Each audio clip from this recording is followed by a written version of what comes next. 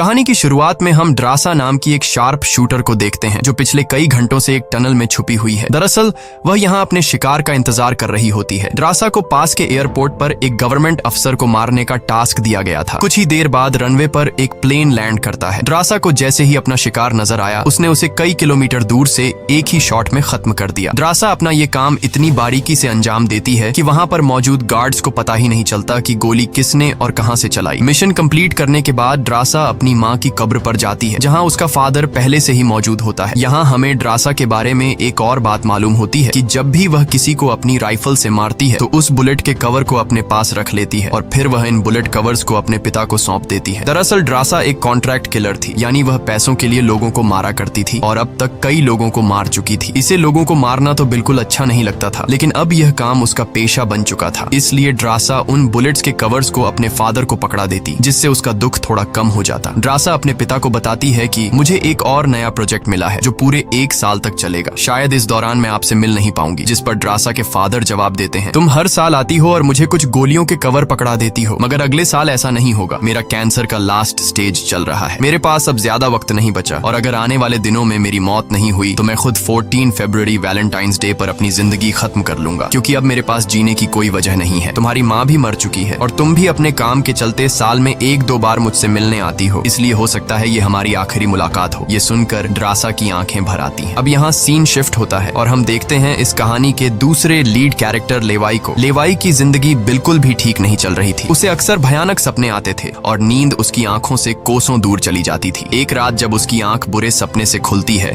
तो लेवाई अपने घर से बाहर निकलकर समुद्र के किनारे पर आता है। यहाँ उसे थोड़ा बेहतर महसूस होता है और वह अपनी डायरी में कुछ लिखने लगता है। तभी लेवाई को अचानक उसके फोन पर एक मैसेज आता है। उस मैसेज में उसे एक एड्रेस दिया गया होता है जहाँ उसे जल्द से जल्द पहुंचने का कहा गया होता है। लेवाई बिना वक्त गंवाए एक मिलिट्री बेस पर पहुंचता है और वहां उसकी मुलाकात होती है एक लेडी ऑफिसर से जिसका नाम बार्तो है। बातचीत के दौरान हमें पता चलता है कि लेवाई कोई आम इंसान नहीं बल्कि एक आर्मी ऑफिसर था, लेकिन अब वह रिटायर हो चुका है और सिर्फ इतना ही नहीं, वह एक डेडली स्नाइपर भी रह चुका है। वह अब तक 200 से भी ज्यादा लोगों को स्नाइपिंग से मार चुका है। बार्तो लेवाई से कहती है, मैं तुम्हें एक मिशन पर भेजना चाहती हूँ क्योंकि तुम एक बहुत ही अच्छे स्नाइपर हो और ये सिर्फ तुम ही कर सकते हो। लेकिन मिशन पर भेजने से पहले बार्तो लेवाई से एक बहुत ही जरूरी सवाल पूछती है, अगर तुम इस मिशन पर गए तो क्या तुम्हें याद करने वाला पीछे कोई है? ये बात सुनकर लेवाई को कुछ अजीब लगने लगता है, लेकिन फिर वह जवाब देता है, नहीं, मेरा इस दुनिया में अब कोई भी अपना नहीं है। ये सुनकर वो लेडी लेवाई से कहती है, तुम तैयारी कर लो, कुछ घंटे बाद तुम्हें उस मिशन पर भेजा जाएगा और वहाँ तुम्हें 1 साल के लिए रहना है। इसके बाद लेवाई को बेहोश कर दिया जाता है और जब उसकी आंख खुलती है तो वह अपने आप को एक एरोप्लेन में पाता है। लेवाई कुछ समझ नहीं पाता कि आखिर उसे कहाँ ले जाया जा रहा है और उसे किस तरह का मिशन सौंपा गया है। इसलिए लेवाई वहाँ पर मौजूद एक सोल्जर से पूछता है, मुझे कहाँ ले जाया जा रहा है? लेकिन वह सोल्जर लेवाई की इस बात का कोई जवाब नहीं देता, बस इतना कहता है, अपना आईडी और वॉच हमें दे दो, ये सब तुम्हें तब वापस मिलेगा जब तुम्हारा मिशन पूरा हो जाएगा। थोड़ी देर बाद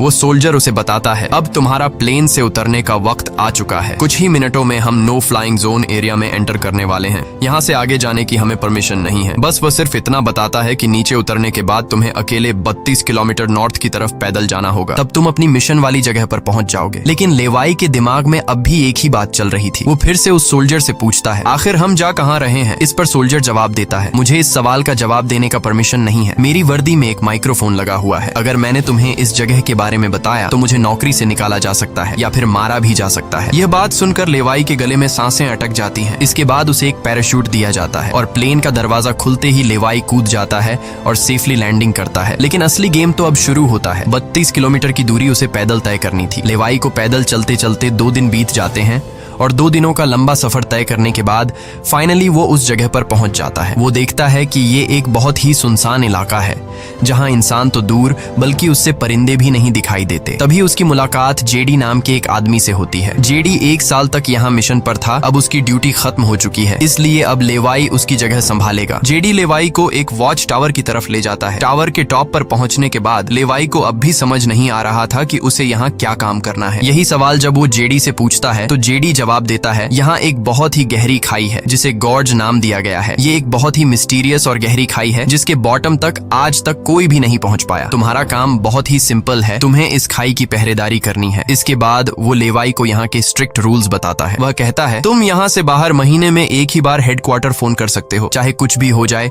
तुम बाहर की दुनिया से जुड़ने की उम्मीद मत रखना। ये टावर, जिसे हम वेस्ट टावर कहते हैं, इसके ठीक सामने ईस्ट टावर है, वह रशिया का है। वहाँ भी एक गार्ड अपनी ड्यूटी निभा रहा है, लेकिन तुम दोनों के बीच कोई भी कॉन्टैक्ट अलाउ नहीं है। तुम्हें सिर्फ अपनी ड्यूटी पर ध्यान देना है और हाँ, आने वाले खतरे के लिए हर वक्त तैयार रहना, क्योंकि यहाँ तुम पर किसी भी वक्त हमला किया जा सकता है। यहाँ ऑटोमेटिक गन्स और नीचे ढेर सारे लैंड माइन्स लगाए हुए हैं। अगर ऑटोमेटिक गन्स में गोलियां खत्म हो जाए तो उसे हमेशा रिलोड रखना, क्योंकि हमले के दौरान ऑटोमेटिक गन्स तुम्हारी बहुत काम आएगी। और आखिरी बात, अगर तुम्हें कभी भी यहाँ तेज सायरन की आवाज सुनाई देने लगे तो तुम बिना सोचे समझे यहाँ से भाग जाना। जेडी कहता है, मुझे भी नहीं पता कि ऐसा क्यों बोला गया है, लेकिन मुझे जो पिछले ड्यूटी वर्कर ने बताया था वही मैं तुम्हें बता रहा हूँ। लेवाई उसकी सारी बातें अच्छी तरह से सुन लेता है, पर उसका सवाल एक ही था। वह पूछता है, आखिर यहाँ ऐसा क्या है जिसके लिए इतनी स्ट्रिक्ट सिक्योरिटी लगाई गई है? तभी जेडी एक ग्रेनेड निकालता है और इस ग्रेनेड को उस गहरी खाई में फेंक देता है। ग्रेनेड जैसे ही खाई की गहराइयों में धमाका करता है, वहाँ से एक अजीब भयानक आवाज गूंजने लगती है। वो आवाज किसी इंसान की बिल्कुल भी नहीं थी, वो किसी ऐसी चीज की थी जो अंधेरे में छुपी थी। जेडी लेवाई की तरफ देखता है और कहता है, ये आवाज जो तुम सुन रहे हो, ये उन क्रीचर्स की है जिन्हें हम होलोमैन कहते हैं। ये क्रीचर्स इस घड़े के अंदर रहते हैं और तुम्हारी यहाँ पर ड्यूटी ये है कि इस घड़े के अंदर से किसी भी क्रीचर को बाहर निकलने नहीं देना है। कहा जाता है कि 1940 में यूएस आर्मी के 2400 आर्मी सोल्जर्स को इस गड्ढे के अंदर भेजा गया था, ताकि यह सोल्जर्स उस गड्ढे के अंदर मौजूद सभी क्रीचर्स को खत्म कर सकें। लेकिन आज तक उनमें से एक भी जिंदा सोल्जर वापस लौट कर नहीं आया। और अब जेडी लेवाई को पूरी इंफॉर्मेशन, हर एक चीज का बताकर घर वापस जाने की तैयारी करने लगा, क्योंकि उसने यहाँ 1 साल की ड्यूटी पूरी कर दी। अब लेवाई को यहाँ 1 साल तक ड्यूटी देनी थी। जेडी लेवाई को अलविदा कहकर यहाँ से निकल पड़ता है। वह बहुत खुश था क्योंकि 1 साल बाद वह घर जाने वाला था, लेकिन उसे पता नहीं था कि आगे उसके साथ कुछ ऐसा होने वाला है जिसके बारे में सोचने से भी डर लगता है। लोकेशन पर पहुंचने के बाद जेडी जैसे ही स्मोक करता है, तब एक हेलीकॉप्टर उसे लेने के लिए आता है। वह हेलीकॉप्टर उसके लिए रस्सी नीचे फेंकता है और जेडी इस रस्सी के जरिए ऊपर हेलीकॉप्टर में चढ़ने लगता है। हेलीकॉप्टर में बैठा एक सोल्जर पहले जेडी की आइडेंटिटी कंफर्म करता है। जेडी जब उसे अपनी पूरी इंफॉर्मेशन देता है तो हेलीकॉप्टर में बैठा वो सोल्जर पहले जेडी को शूट करता है और उसके बाद उसकी रस्सी काट कर उसे नीचे गिरा देता है। अब यहाँ एक बात तो साफ हो चुकी थी कि जो इस जगह आता है वो यहाँ से कभी लौट नहीं पाता। इसके बाद हमें अगले दिन का सीन दिखाया जाता है। लेवाई अपने काम को निभाने लगता है। सबसे पहले वो यहाँ की कुछ रिपोर्ट्स चेक करता है और जिन ऑटोमेटिक गन्स में गोलियां खत्म होती हैं उन्हें रीलोड करता है। इसी तरह से दिन गुजरते हैं और फिर 1 महीना। अब लेवाई को ये जगह बोरिंग फील होने लगी। वो सोचता है कि क्या 1 साल तक यहाँ बस अकेले ही रहना है, न किसी से बातचीत और न ही कोई एंटरटेनमेंट। इसीलिए टाइम पास करने के लिए वो अलमारी में रखी किताबें पढ़ने का सोचता है। जब वो अलमारी से किताबें निकालता है तो अचानक उसकी नजर अलमारी के पीछे की दीवार पर पड़ती है। उस दीवार पर कुछ नोट्स लिखे होते हैं। ये उन सभी लोगों के नोट्स थे जो इससे पहले इस टावर में अपनी ड्यूटी कर चुके थे। हर नोट में डर, अकेलापन और होलोमैन के खतरों का जिक्र था। एक दिन लेवाई को वेस्ट टावर से मशीन चलने की आवाज आती है। लेवाई जल्दी से अपने टेलीस्कोप से दूर से ईस्ट टावर को देखने की कोशिश करता है और तभी उसे एक लड़की दिखाई देती है और ये लड़की कोई और नहीं बल्कि ड्रासा होती है, जो कि उसकी अच्छी स्नाइपिंग की वजह से उसे इस टावर पर ड्यूटी दे दी गई थी। ड्रासा की खूबसूरती देखते ही लेवाई की नजरें उस पर जम जाती हैं, लेकिन लेवाई उससे बात नहीं कर पाता क्योंकि ऐसा करना रूल्स की खिलाफ वर्जी थी और ड्रासा को भी वेस्ट टावर में बैठे लेवाई के बारे में पता चल चुका था। अब इसी तरह से दिन गुजरते हैं और ये दोनों सोचते हैं कि क्या हमें एक दूसरे से बात करनी चाहिए या नहीं। कुछ दिन बाद ड्रासा का जन्मदिन आता है। अकेलेपन में घिरी हुई ड्रासा को लगता है कि उसे किसी से बात करनी चाहिए। वो लेवाई से बात करने की कोशिश करती है। ड्रासा एक व्हाइट बोर्ड के जरिए लेवाई से पूछती है, तुम्हारा नाम क्या है? इस पर लेवाई को रूल्स याद आते हुए कहता है कि नाम बताना अलाउड नहीं है, लेकिन ड्रासा मुस्कुराते हुए अपना नाम बताती है, मेरा नाम ड्रासा है। लेवाई भी ज्यादा न सोचते हुए अपना नाम बता देता है। ड्रासा बताती है कि आज मेरा बर्थडे है और ड्रासा अपने बर्थडे को सेलिब्रेट करते हुए डांस करने लगती है। ड्रासा लेवाई से पूछती है, क्या तुम्हें डांस करना आता है? लेवाई बताता है, नहीं, मुझे डांस करना बिल्कुल भी नहीं आता। जिस पर ड्रासा पूछती है, तो फिर तुम्हें क्या करना आता है? लेवाई जवाब देते हुए बोर्ड पर लिखता है, मैं शूटिंग थोड़ी बहुत अच्छी कर लेता हूँ। यहाँ ट्रासा उसकी शूटिंग स्किल्स चेक करने के लिए अपने टावर पर एक छोटी सी बॉटल उसके सामने रख देती है और लेवाई अपने टारगेट को निशाने पर रखते हुए एक ही गोली में उस बॉटल को फोड़ देता है। अब यहाँ ट्रासा भी पीछे रहने वाली नहीं थी। वह भी अपनी शूटिंग स्किल्स को दिखाते हुए लेवाई के टावर में रखी एक छोटी सी बॉटल को बिल्कुल परफेक्ट शूट कर लेती है, जिससे लेवाई को पता चलता है कि ट्रासा कोई आम लड़की नहीं बल्कि वह एक डेडली स्नाइपर है। धीरे धीरे दोनों की बातचीत बढ़ने लगती है। ट्रासा और लेवाई एक दूसरे को समझने लगते हैं, लेकिन तभी जब ये दोनों बातचीत में मसरूफ होते हैं, ट्रासा की नजर अचानक नीचे गड्ढे की तरफ जाती है। वो देखती है कि नीचे से कुछ भयानक क्रीचर्स यानी होलोमैन तेजी से वेस्ट टावर की तरफ चढ़ रहे हैं। वह जल्दी से लेवाई को अलर्ट करती है, नीचे देखो, तुम्हारी तरफ कुछ क्रीचर्स बढ़ रहे हैं। लेवाई जैसे ही नीचे देखता है, उसकी आंखें चौंक जाती हैं। नीचे सिर्फ एक या दो नहीं बल्कि हजारों क्रीचर्स ऊपर की ओर बढ़ रहे होते हैं। वो बिना वक्त गंवाए अपनी स्नाइपर राइफल उठाता है और एक एक करके क्रीचर्स को शूट करने लगता है, लेकिन क्रीचर्स की तादाद इतनी ज्यादा होती है कि लेवाई उन्हें अकेले संभाल नहीं पाता। इसलिए ट्रासा भी अपनी मशीन गन से गोलियां बरसाने लगती है। अब वेस्ट टावर यानी ट्रासा की तरफ भी क्रीचर्स बढ़ने लगे। ये दोनों अपनी अपनी साइड से इन क्रीचर्स को मारने लगते हैं, लेकिन तभी लेवाई देखता है कि एक क्रीचर ऊपर ट्रासा के टावर तक पहुंच चुका है और वह क्रीचर जैसे ही ट्रासा पर हमला करने वाला होता है तो लेवाई ईस्ट टावर से अपनी जबरदस्त स्नाइपिंग स्किल्स का इस्तेमाल करते हुए उस क्रीचर को मार गिराता है। अब लेवाई और ट्रासा दोनों को एहसास हो जाता है कि इस खतरनाक जगह में अगर जिंदा रहना है तो उन्हें मिलकर लड़ना होगा। सब कुछ संभालने के बाद ट्रासा बताती है, ये मेरी लाइफ का सबसे बेस्ट बर्थडे था। अगली सुबह लेवाई नीचे लगी लैंड माइंस को ठीक करता है और ऑटोमेटिक गन को रीलोड करता है। तभी अचानक खाई के अंदर से एक ड्रोन निकलता है। वो ड्रोन कुछ सेकंड्स तक लेवाई की तरफ देखता है। ड्रोन अजीब तरीके से स्कैन करता है। ये देखकर लेवाई हैरान रह जाता है और उसे कुछ समझ नहीं आता कि ये ड्रोन क्यों और किसके लिए भेजा गया था। इस तरह से दिन गुजरते हैं और फिर महीने। इन दोनों की आपस में दोस्ती होने के बाद अब उनके दिन अच्छे गुजर रहे थे और अब उन्हें अकेलापन बिल्कुल भी महसूस नहीं होता था। पर एक दिन ट्रासा बहुत ज्यादा सैड होती है क्योंकि आज 14 फेब था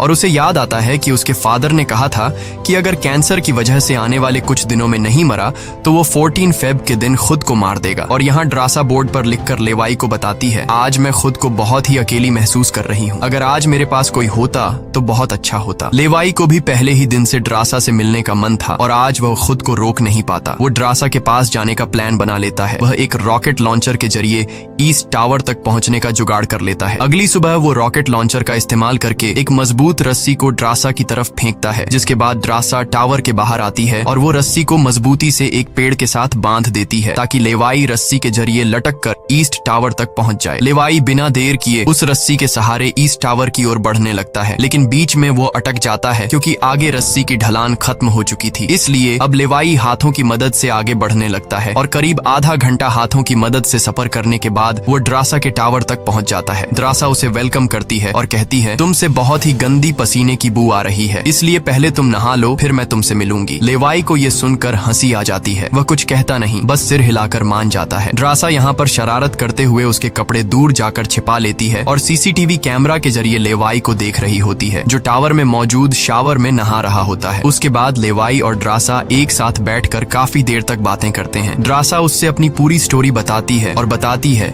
कि अब इस दुनिया में मेरा कोई नहीं रहा, सिर्फ मेरे फादर जिंदा बचे थे, पर कल के दिन उसने भी खुद को मार दिया होगा। यहाँ लेवाई भी ट्रासा को रात में आने वाले भयानक सपने और अपने उन दिनों के किस्से सुनाता है जब वो यूएस आर्मी में था। इस तरह से बातें करते करते रात हो जाती है। ट्रासा यहाँ एक सॉफ्ट म्यूजिक लगा लेती है। ये दोनों म्यूजिक की धुन पर डांस करने लगते हैं। इसी डांस के दौरान वो एक दूसरे के करीब आने लगते हैं और उनके बीच रोमांस होने लगता है। कुछ देर बाद लेवाई ट्रासा की तरफ देखकर एक मुस्कान के साथ कहता है, मैंने तुम्हारे लिए एक शायरी लिखी है, जब हम यहाँ से निकलेंगे तभी मैं तुम्हें वो शायरी दूंगा। अगले दिन लेवाई को वापस अपने वेस्ट टावर लौटना था। वह ट्रासा को अलविदा कहता है और रस्सी के सहारे वेस्ट टावर की तरफ चलना शुरू कर देता है। ट्रासा भी उसे जाते हुए देखती रहती है, लेकिन तभी हम देखते हैं कि कुछ क्रीचर्स ऊपर टावर की तरफ बढ़ रहे हैं, जिनमें से एक क्रीचर वहां लगे लैंड माइन से टकरा जाता है और एक जोरदार धमाका होता है। लैंड माइन के फटने से जो उसके लोहे के पार्ट्स हवा में उड़ जाते हैं, उनमें से एक पार्ट रस्सी से टकरा जाता है, जिससे रस्सी टूट जाती है और वह तेजी से उस खाई में गिर जाता है। है। लेवाई को गिरते देखकर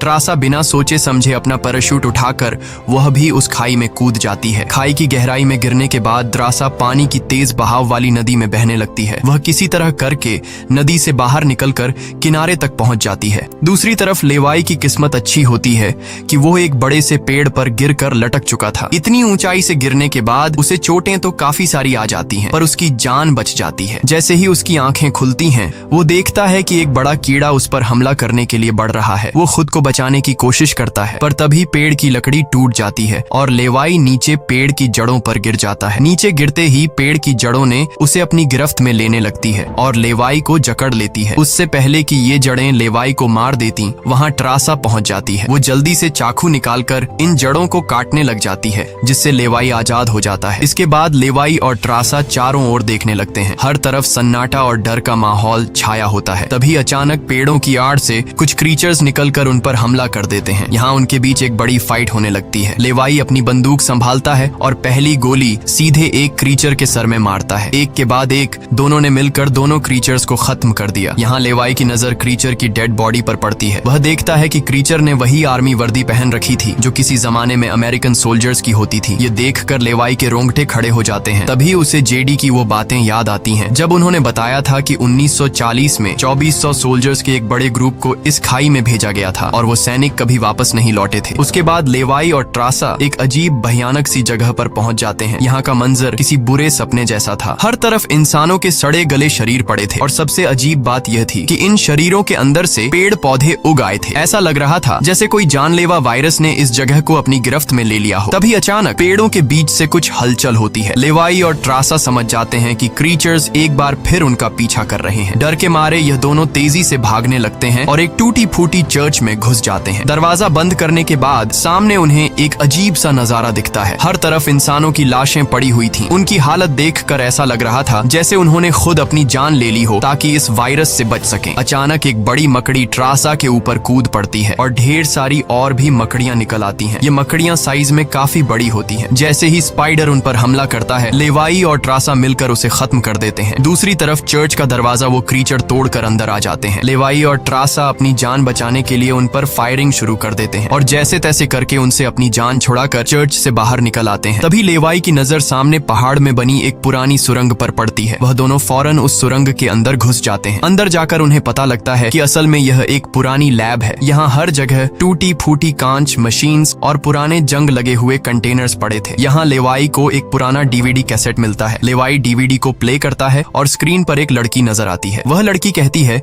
कि हम लोग यहाँ एक सीक्रेट केमिकल मिसाइल प्रोजेक्ट पर काम कर रहे थे। हमारे साथ सैकड़ों साइंटिस्ट थे, पर एक दिन यहाँ भूकंप आया। भूकंप के तेज झटके से मिसाइल की केमिकल लीक हो गई। जहरीला केमिकल हवा में मिलने लगा। कुछ ही घंटों में लोग वायरस से इन्फेक्ट होने लगे। वह लड़की अपना पेट दिखाते हुए बताती है कि मैं भी इन्फेक्टेड हूँ। हालांकि हमने मिलिट्री को सब कुछ बताया। हमने उनसे कहा कि इस पूरे इलाके को बॉम्बिंग करके तबाह कर दिया जाए ताकि इन्फेक्शन और फैल न सके, लेकिन उन्होंने हमारी बात नहीं सुनी। इस वीडियो को देखने के बाद लेवाई को वहाँ एक नए जमाने का कंप्यूटर मिलता है। लेवाई को समझ नहीं आता कि इस जगह में आज के दौर का कंप्यूटर कैसे रखा गया है। लेवाई उसे ऑन करता है और उसमें मौजूद जानकारी को देखकर एकदम सुन रह जाता है। उसे डार्क लेक नाम की एक कंपनी के बारे में पता चलता है जो पैरामिलिट्री बनाने का काम करती है। ये कंपनी यहाँ से इन्फेक्टेड लोगों के सैंपल्स इकट्ठा करके अपने कंट्री के सोल्जर्स को सुपर सोल्जर्स में कन्वर्ट करने के लिए उन पर एक्सपेरिमेंट करती है। यही वजह है कि कोई भी देश इस जगह को मिटाना नहीं चाहता। इसके अलावा लेवाई को यह भी पता चलता है कि यह जो खाई है, यहाँ पर एक बहुत ही बड़ा मिसाइल है जिसकी एक्टिवेशन पर जब वो फटेगा तो 4.2 किलोमीटर की लंबाई में सब कुछ मिटा देगा। लेवाई और ट्रासा ये सारा राज समझ जाते हैं। उन्हें पता चल जाता है कि जिस लेडी बार्तो ने उन्हें यहाँ भेजा था वही इस जगह की ओनर है और वो इस जगह का गलत इस्तेमाल कर रही है। और इस जगह को सीक्रेट रखने के लिए लेडी बार्तो हमेशा ऐसे इंसान को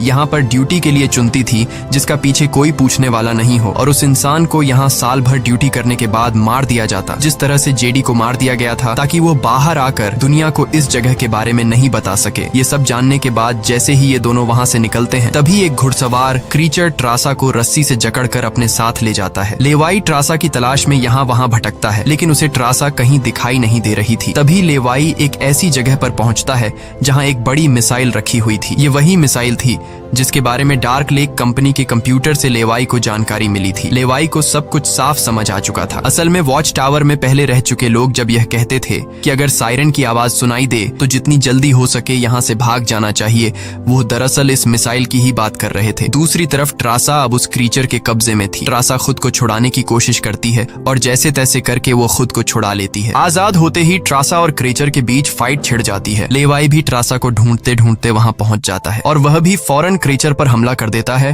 और ये दोनों मिलकर उसे आग लगाकर जला देते हैं। और अब बारी आती है इन लोगों की यहाँ से निकलने की, मगर आगे का रास्ता और भी ज्यादा मुश्किल था। जैसे ही लेवाई और ट्रासा आगे बढ़ते हैं, सामने एक खतरनाक इलाका आता है जहाँ से निकलना एक बहुत ही बड़ा चैलेंज था। यहाँ इंसान और पौधे आपस में पूरी तरह से जुड़े हुए थे, जैसे कि वह किसी खतरनाक एक्सपेरिमेंट का नतीजा हो। खैर, ये लोग हर कदम को संभाल कर रखते हुए आगे बढ़ते हैं कि तभी ट्रासा का पैर फिसल जाता है, जिससे ये पौधे एक्टिवेट हो जाते हैं। वो ट्रासा को जकड़ लेते हैं, लेकिन यहाँ लेवाई हिम्मत दिखाते हुए आगे बढ़ता है और अपनी पूरी ताकत से ट्रासा को छुड़ा लेता है। वह बॉम्ब का इस्तेमाल करके वहां के पूरे प्लांट सिस्टम को उड़ा देता है। लेवाई ट्रासा को लेकर वहां से बाहर निकल आता है। थोड़ा सा आगे चलने के बाद उन्हें एक गैराज नजर आता है जहां पर एक गाड़ी खड़ी होती है। ये दोनों जल्दी से उस गाड़ी में बैठ जाते हैं और उस जगह से निकलने की कोशिश करने लगते हैं। आखिरकार कुछ दूरी तय करने के बाद उन्हें एक रस्सी नजर आती है जो ऊपर वॉच टावर तक जाती थी, लेकिन अब वो क्रीचर्स भी उनका पीछा करते हुए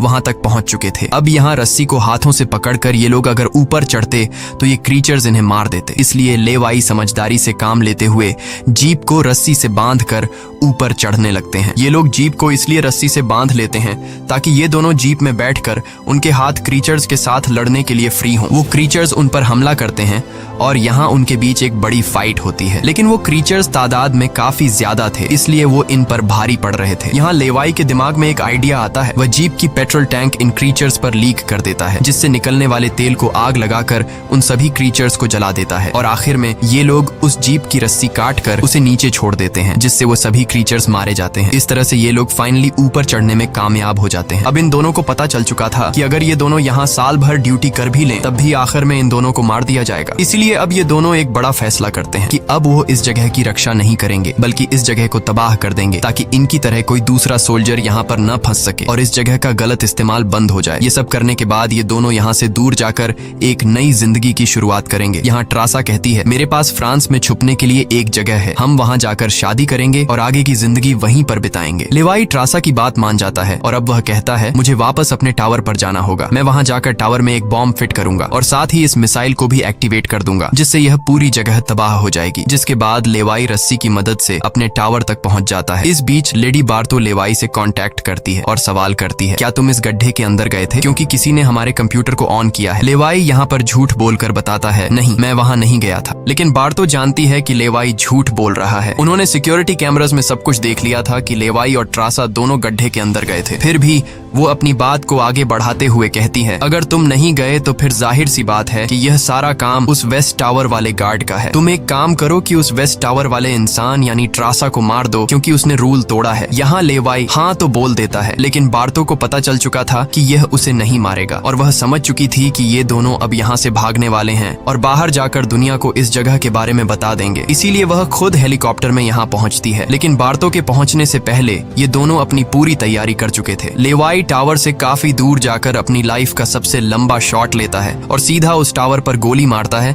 जो सीधा नीचे मिसाइल से कनेक्ट था, जिससे एक तेज सायरन बजने लगता है। अब उनके पास टाइम कम था। ये दोनों तेजी से भागने लगते हैं क्योंकि जब मिसाइल फटेगी तो वह 4.2 किलोमीटर के एरिया को तबाह कर देगी। लेवाई और ट्रासा दोनों पूरी ताकत से जंगल की ओर भागने लगते हैं। ट्रासा अपनी जान बचाते हुए उस जगह से काफी दूर निकल जाती है, लेकिन लेवाई के पैर में चोट आई थी जिससे वह तेज नहीं भाग सकता था। दूसरी तरफ बार्तो को भी यह समझ आ चुका था कि जल्द ही मिसाइल ब्लास्ट होने वाला है। ठीक इसी वक्त मिसाइल एक्टिवेट हो जाती है और एक बहुत ही बड़ा धमाका होता है जिससे पूरी खाई तबाह होने लगती है। ये ब्लास्ट इतना भयानक था कि उसके लपटने और झटके दूर तक फैल गए, जिसमें बार्तो का हेलीकॉप्टर भी उस धमाके की चपेट में आ जाता है और वह वहीं मारी जाती है। ट्रासा ने तो 4.2 किलोमीटर का फासला तय कर लिया था, लेकिन लेवाई उस धमाके की लपेट में आ जाता है और धमाका धमाके से आने वाली तेज हवा उसे पानी में गिरा देती है। दूसरी तरफ खाई में सभी क्रीचर्स मारे जाते हैं। अब सिर्फ ट्रासा उस धमाके में जिंदा बच गई थी और वह एक ऊंची जगह पर खड़ी होकर लेवाई का इंतजार करने लगी। इंतजार करते करते रात हो जाती है, लेकिन लेवाई का कोई अता पता नहीं चलता। वो समझ जाती है कि अब लेवाई जिंदा नहीं रहा, जिसके बाद कहानी यहाँ से कुछ महीने आगे शिफ्ट होती है। ट्रासा लेवाई की लिखी हुई कविता को पढ़ती है। हर एक शब्द में उसे लेवाई की यादें महसूस होती हैं। आंखों में आंसू लिए वो अपने दिल को संभालने की कोशिश करती है। अब ट्रासा एक नई जिंदगी की शुरुआत करते हुए फ्रांस के एक होटल में वेट्रेस की जॉब करने लगती है। लेकिन फिर अचानक एक दिन ट्रासा के सामने लेवाई आकर खड़ा हो जाता है। वह जिंदा था। लेवाई को देखकर ट्रासा की आंखें खुली की खुली रह जाती हैं। वह खुशी के मारे दौड़कर लेवाई को गले लगाती है और इसी के साथ यह कहानी खत्म हो जाती है। अगर वीडियो आपको अच्छी लगी हो तो हमारे चैनल को सब्सक्राइब और वीडियो को लाइक जरूर कीजिएगा।